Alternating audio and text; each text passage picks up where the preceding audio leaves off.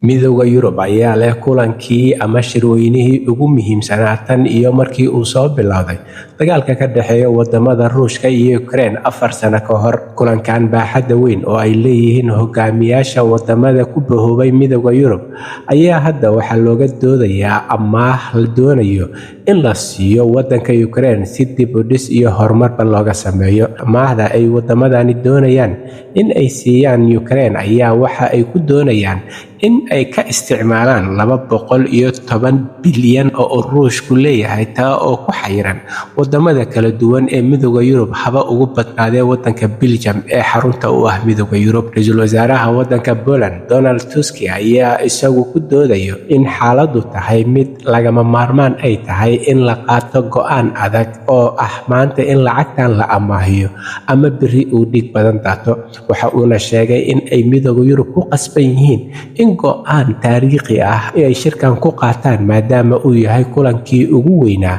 4 sano oo uu dagaal Ruushka iyo Ukraine ka dhaxeeyay midowda Yurubna uu ku soo fool leeyahay. Adduunkan lacageed ee gaaraya 210 bilyan ee Ruushka oo ka xayiran wadamada Yurub ayaa waxa ay lacagta ugu badan taalaa wadanka Belgium. Ra'iisul wasaaraha wadanka Sweden Ulf Kristersson ayaa isaguna sheegay in ay shirkani tahay mid lagama maarmaan ah oo uusan jirin xal kale oo u furan midowda Yurub in ay qaadaan tallaabooyin ka dhan ah Ruushka lacagtiisana ay amaahiyaan wadanka Ukraine.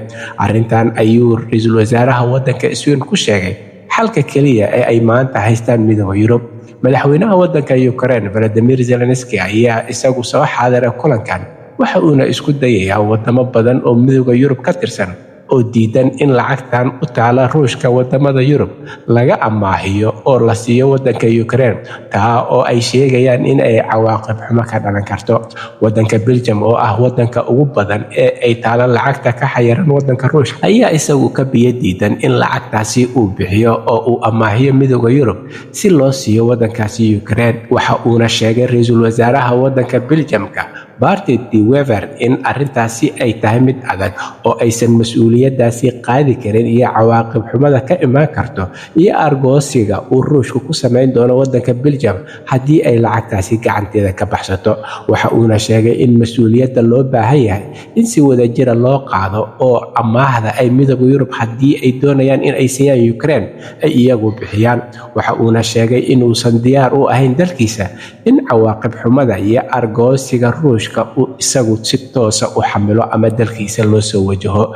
Dhanka kale wadanka Hungary ayaa isagu si adag uga soo horjeedo in lacagta Ruushka kaga xayiran wadamada Yurub la isticmaalo. Waxa uuna meel adag iska taagay wadanka Hungary in lacagtaasi la isticmaalo ama la amaahiyo wadanka Ukraine. Mas'uuliyiinta iyo madaxda ugu sareysa midowda Yurub ayaa iyagu isku howlayo inay isku soo dhaweeyaan hogaamiyaasha midowda Yurub si xalkama dambaysa iyo heshiis waara loogu gaaro shirkan iminka u socdo. Waxa ayna madaxda midowda Yurub sheegeen in shirkan aan loo kala kici doonin ilaa laga gaaro heshiis waara oo ay midowda Yurub ku wajahayaan Ruushka iyo xaaladaha adag ee ku soo socda wadamadan.